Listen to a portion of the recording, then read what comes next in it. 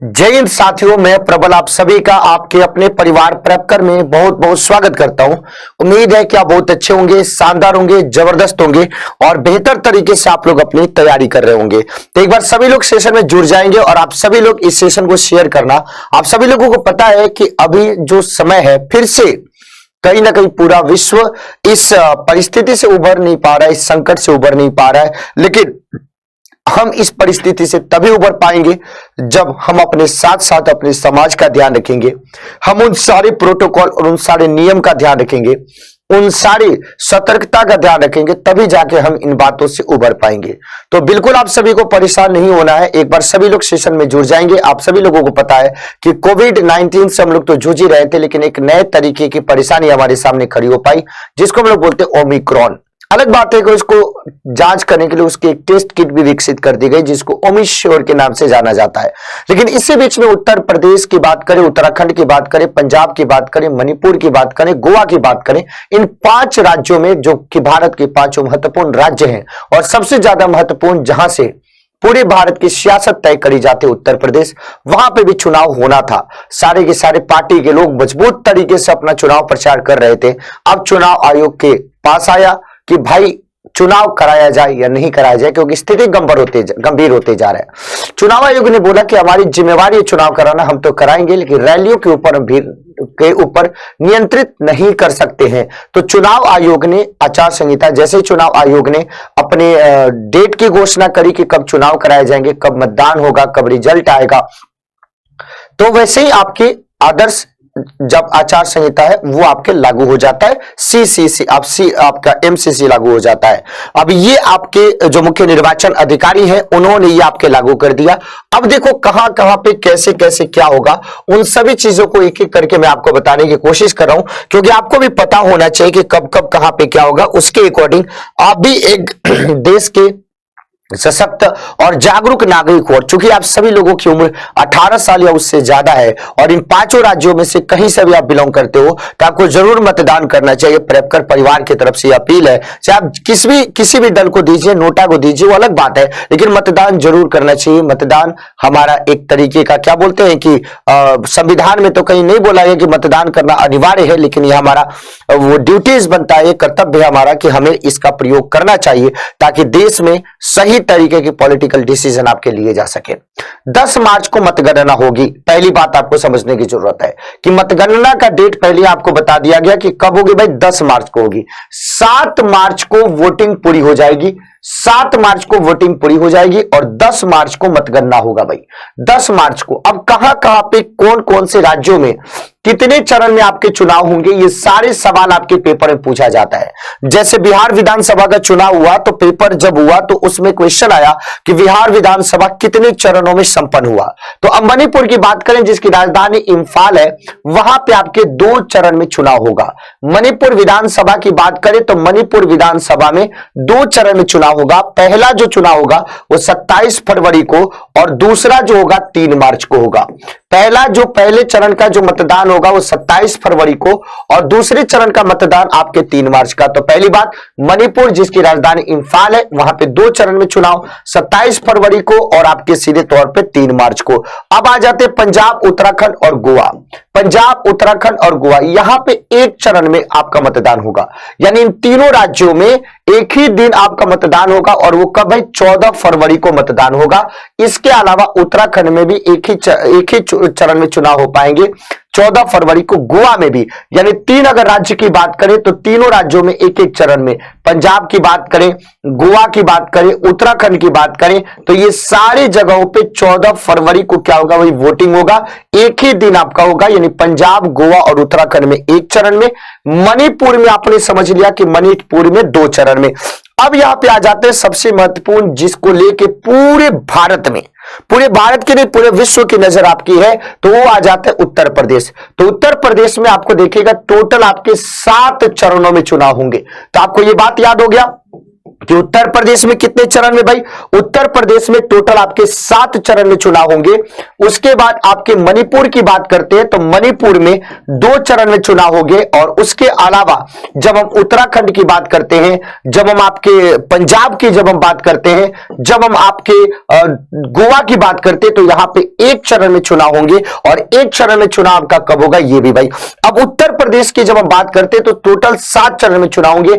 10 फरवरी को पहला चुनाव होगा भाई, फिर उसके बाद 14 फरवरी को होगा दूसरा चरण, 20 फरवरी को तीसरा चरण, 23 फरवरी को चौथा चरण, 27 फरवरी को 5वां चरण। उसके बाद अब हम लोग आ जाते हैं 3 मार्च को 6ठा चरण और 7 मार्च को 7वां चरण। यानी टोटल आपके कितने आपके चरण हो गए? तो आपके 7 चरण हो गए। तो 7 चरण में आपके चुनाव कराए जाएंगे, इसको आपको ध्यान देने की जरूरत है। अब इसके अलावा अब देखो, चुनाव आयोग ने कहा है कि सीधे तौर पे कि हम डिजिटली चुनाव कराना चाहते हैं। चुनाव आयोग ने क्या बोला कि हम डिजिटली चुनाव कराना चाहते हैं, यानी हम आपके डिजिटल चुनाव के पक्ष में हैं। डिजिटल चुनाव किए जाएंगे, कोई भी विजय यात्रा या समारोह नहीं किया जाएगा। जहां पे गैदरिंग हो, हम स्थिति देखेंगे तब जाके फिजिकल रैली की इजाजत आगे देंगे। मास्क की बात करें और कोविड प्रोटोकॉल की बात करें, अनिवार्य है कोविड प्रोटोकॉल सख्ती से लागू करने होंगे भाई सीधे तौर पे। अगर इस चीज का ध्यान नहीं रखा जाएगा तो वेस्ट बंगाल के बाद फिर से कोरोना विस्फोट होगा और उसका कोई भी जिम्मेवार नहीं होगा। सब लोग अपना पल्ला झाड़ लेंगे। रैलियों पर सबसे ज्यादा दिक्कत क्या है भाई कि रैली कोई रोक नहीं पाएगा। चुनाव होगा तो नेता आपके रैली भी करेंगे, तो रैलियों पर रोक। यानी राजनीतिक दल की बात करें, हम अधिकारियों की बात करें और लोगों की बात करें तो ये सारे के सारे लोग आपके कोरोना नियमों का क्या करेंगे भाई? ख्याल रखेंगे। राजनीतिक दलों का सुझाव है कि वो अपना कैंपेन डिजिटल करें, ये सजेशन आपके दिया। और पहली बार भारत के इतिहास में, भारत के आपके चुनावी इतिहास में इस बार ऐसा होने जा रहा है कि कैंपेन डिजिटली करेंगे। यानी यूट्यूब के माध्यम से, टीवी के माध्यम से, रेडियो के माध्यम से, अलग अलग आपके माध्यम से डिजिटली करें। 15 जनवरी तक कोई भी रोड शो, पद यात्रा और राजनीतिक रैली नहीं की जा सकेंगी। यानी 15 जनवरी तक कोई भी, आप देखते हैं ना नेताजी लोग क्या करते हैं? राजनीतिक रैली करते हैं, बस निकालते हैं, रथ निकालते हैं, गाड़ी निकालते हैं, साइकिल निकालते हैं, ट्रक निकालते हैं। इस तरीके से किसी भी तरीके की फिजिकल रैली नहीं की जाएगी। इसे कैंपेन कर्फ्यू समझा जाए।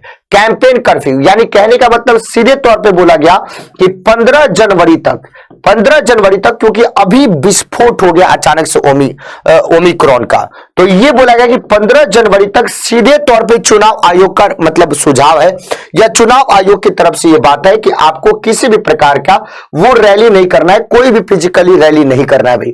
ऑनलाइन नॉमिनेशन, अब देखो नॉमिनेशन की बात क्या होती है भाई कि जो नॉमिनेशन करने में भी नेताजी लोग क्या करते थे? बड़े बड़े भीड़ को लेके जाते थे और एकदम ढोल लगाने के साथ वो लोग क्या करते थे? नॉमिनेशन करते थे। तो अब ये भी बात है कि नॉमिनेशन आपको क्या करना पड़ेगा? ऐप के इस्तेमाल से होगी।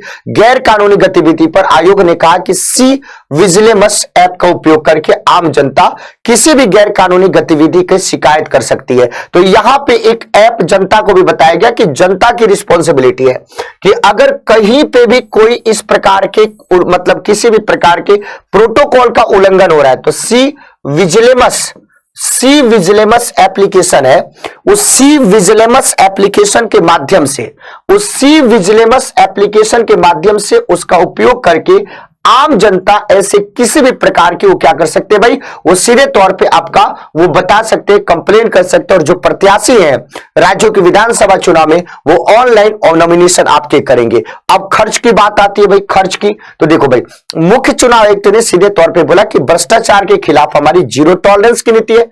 उत्तर प्रदेश और पंजाब में प्रत्याशी कितने खर्च कर पाएंगे? तो यूपी और पंजाब ये चूंकि आपके बड़े राज्य हैं, ये मैंने पहले भी आपको सवाल बताया और ये क्वेश्चंस आपके बहुत बार पेपर में पूछा गया है। तो उत्तर प्रदेश और पंजाब में जो प्रत्याशी है इंडिविजुअल वो 40 लाख रुपए तक खर्च कर पाएंगे।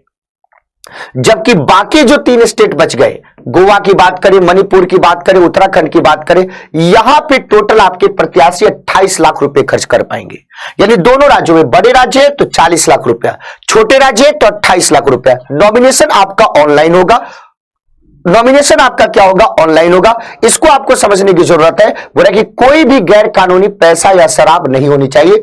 इसके लिए व्यापक प्लान है। हमारे पास पर्याप्त संख्या में इलेक्ट्रॉनिक वोटिंग मशीन है। तो इसको समझ गए ना भाई। तो अगर मैक्सिमम इंडिविजुअल अगर हम बात करें तो सीधे तौर पर ध्यान रखिएगा कि जो प्रत्याशी है वो पंजाब और उत्तर प्रदेश में 40 लाख रुपया, लेकिन उत्तराखंड, गोवा और मणिपुर में 28 लाख रुपए तक खर्च कर सकते हैं। उससे ज्यादा वो खर्च नहीं कर पाएंगे।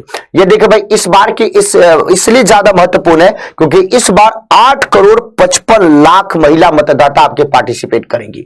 मुख्य चुनाव आयुक्त जो है हमारे, उनका नाम क्या है, सुशील चंद्रा। इससे पहले कौन थे, सुनील अरोड़ा। तो ये भी आपको पता लग गया कि सुशील चंद्रा मुख्य चुनाव आयुक्त है। मिलाकर टोटल 18 करोड़ 34 लाख मतदाता इस चुनाव में पार्टिसिपेट करेंगे, जिसमें से 8 करोड़ 55 लाख महिलाएं आपकी क्या करेंगी, पार्टिसिपेट करेंगी। वही बात है कि दागी प्रत्याशियों को भी देनी होगी जानकारी। यानी सीधे तौर पे बोला है कि पारदर्शिता के लिए हमने सेंट्रल लेवल के 900 ऑब्जर्वर्स को नियुक्त किया गया है। प्रत्याशियों का खर्च हाल ही में बढ़ा है, इससे हमने डिजिटली मोड का प्रयोग करने में भी मदद मिलेगी। इसके बारे में प्रत्याशी को ऑनलाइन व्यवस्था का इस्तेमाल करने की सलाह मुख्य चुनाव आयुक्त सुशील चंद्रा ने कहा कि पोस्टल बैलेट के अलावा दिव्यांगों के लिए पोलिंग स्टेशन पर व्यवस्था आपकी की गई है। प्रत्याशियों को ज्यादा से ज्यादा ऑनलाइन व्यवस्था का इस्तेमाल करना है। हर बूथ पर 1250 मतदाता होंगे।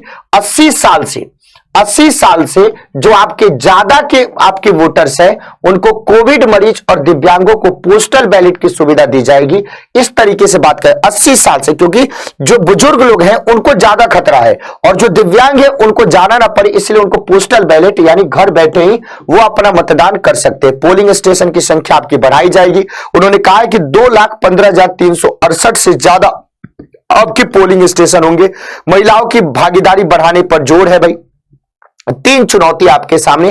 पहला क्या है कि बिना किसी बाधा के चुनाव, लोगों को मतदान का अधिकार सुनिश्चित करना और कोरोना के बीच लोगों को बचाव करते हुए चुनाव कराना। आयोग के सामने ये 3 चुनौती है। ये चुनौतीपूर्ण है। बड़ी रैलियों पर रोक लगा सकती है, ये बताया गया।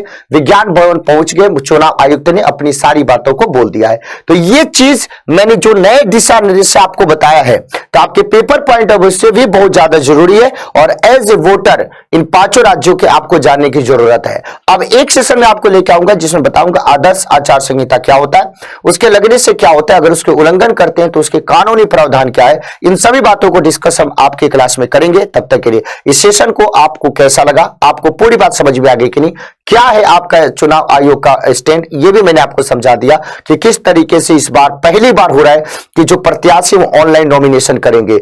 जो आम नागरिक है उसको एक ऐप प्रदान किया गया, उस पर अपने कंप्लेन को बता सकते हैं। बड़ी रैलियां नहीं होंगी। 15 तारीख तक आपके कैंपेन कर्फ्यू यानी किसी प्रकार की रोड शो रैली आप नहीं कर सकते। और 5वीं बात मैंने आपको क्या बताया कि पूरा इस बार डिजिटली कैंपेन पे फोकस किया गया है। तो आप सभी साथियों को ये सेशन पसंद आया होगा तो एक बार सभी लोग एक बार प्रैपकर यूट्यूब चैनल को सब्सक्राइब कर देंगे। प्रैपकर एप्लीकेशन को गूगल प्ले स्टोर से डाउनलोड करना ना भूलिएगा। ऑफलाइन कमेंट करके जरूर बताना कि आपको ये सेशन कैसा लगा। Thank you so much. जय हिंद साथियों।